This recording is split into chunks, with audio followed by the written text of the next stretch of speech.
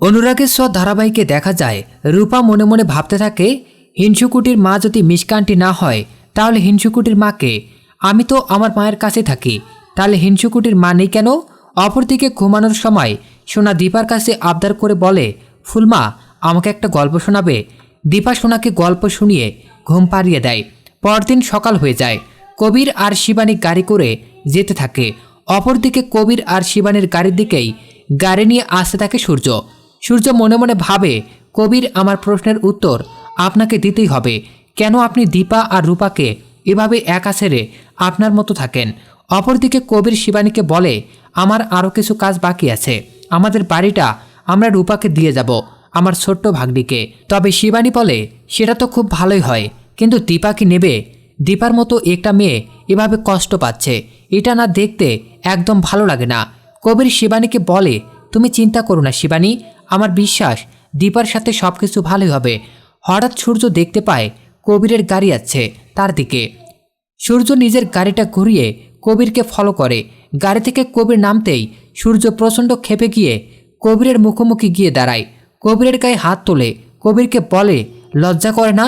নিজের স্ত্রী সন্তানকে এভাবে একা ছেড়ে দিয়েছেন, নিজের মতো নিজে থাকছেন, লজ্জা করে না আপনার?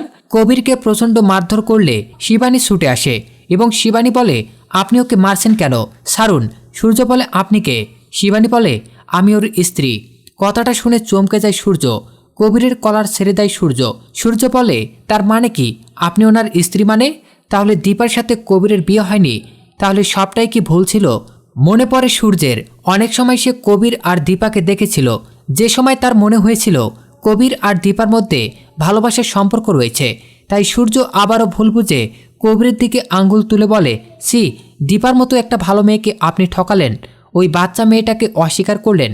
কবির সূর্যকে বলে, ডাক্তারবাবু এখনও আপনি বুঝতে পারছেন না, ও আমার সন্তান নয়, আপনার সন্তান।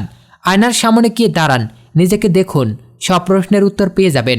কবিরের কোনো কথাই বিশ্বাস করতে চায় না সূর্য। লোকজন জড়ো হয়ে যায় বলে সূর্য ওখান থেকে রাগ করে চলে যায়। শিবানী কবিরকে বলে, এবার সব ভুল ভেঙে দিতে হবে। বছরের পর বছর ধরে এই ভুল ধারণা নিয়ে মানুষগুলো কষ্ট পাচ্ছে, এবার দীপার সাথে তোমাকে কথা বলতেই হবে। অপরদিকে দেখা যায় সেনগুপ্ত বাড়িতে রূপাকে নিয়ে সবাই হৈহুল্লোড়ে মেতে ওঠে। রূপা সকলের সাথে ক্রিকেট খেলে এবং রূপা খুব খুশিতেই থাকে।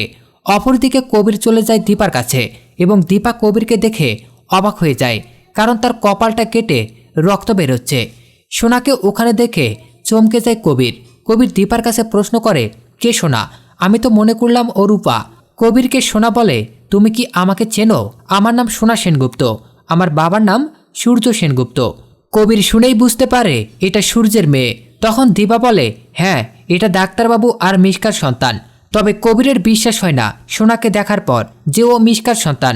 অপরদিকে দেখা যায় রূপা যখন ক্রিকেট খেলে এবং রূপা কবিতা বলতে থাকে, তখন সূর্য সেখানে গিয়ে হাজির হয় এবং রূপা সেই কবিতা বলতে থাকে, যে কবিতাটা কবির আর দীপা দুজনে মিলে বলতো।